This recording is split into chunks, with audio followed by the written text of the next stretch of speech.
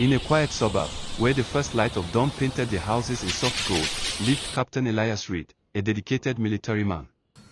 Every morning at exactly 6 a.m., Elias would kiss his wife, Lena, on the forehead, ruffle the hair of his two young children, Mia and Jake, and head out to the base. His uniform was always crisp, his step steady, a symbol of the discipline that had carried him through years of service. He worked long hours to provide for his family, dreaming of the day he'd retire and watch his kids grow up without the shadow of deployment hanging over them. Lena, with her warm smile and gentle hands, was the heart of their home.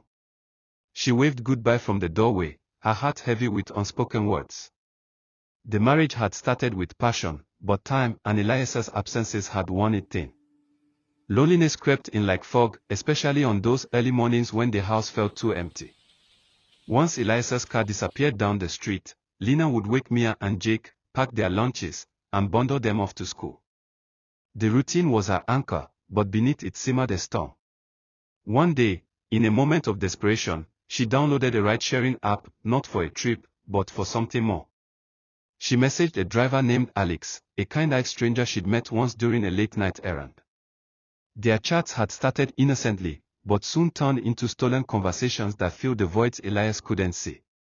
That first time, after the kids' school bus pulled away, Lena's hands trembled as she confirmed the ride. Alex arrived quietly, slipping into the house like a shadow. What followed was a rush of forbidden intimacy, a brief escape from the isolation that had become her life. It wasn't love, it was a bandage on a wound that wouldn't heal. Day after day, the pattern repeated, Elias to work, kids to school, Alex to her door. Lena told herself it was harmless, a secret she'd buried deep. But secrets have a way of unraveling.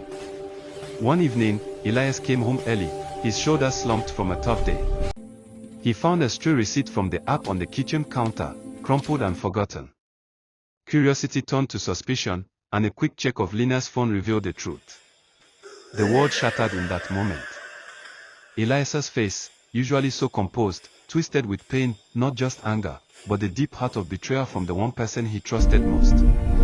Confrontation came like a storm.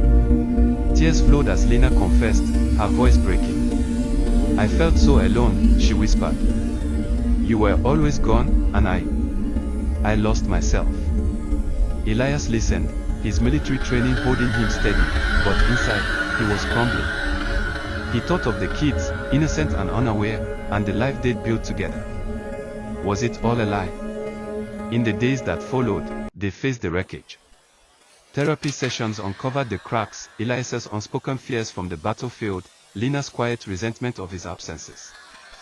They chose not to end it, not for the kids, but for the love that still flickered beneath the hurt. Elias adjusted his schedule, coming home earlier when he could. Lena deleted the app and sought ways to rebuild her own strength, volunteering at the school and reconnecting with old friends. Years later, as Mia and Jake grew into confident teens, Elias and Lena sat on their porch at dawn, hands intertwined. The scars remained, but so did the lessons. Betrayal had nearly destroyed them, but honesty and forgiveness had forged something stronger. In the end, their story wasn't about the fall, it was about rising from it, reminding them that true loyalty isn't just in routines, but in facing the silence together.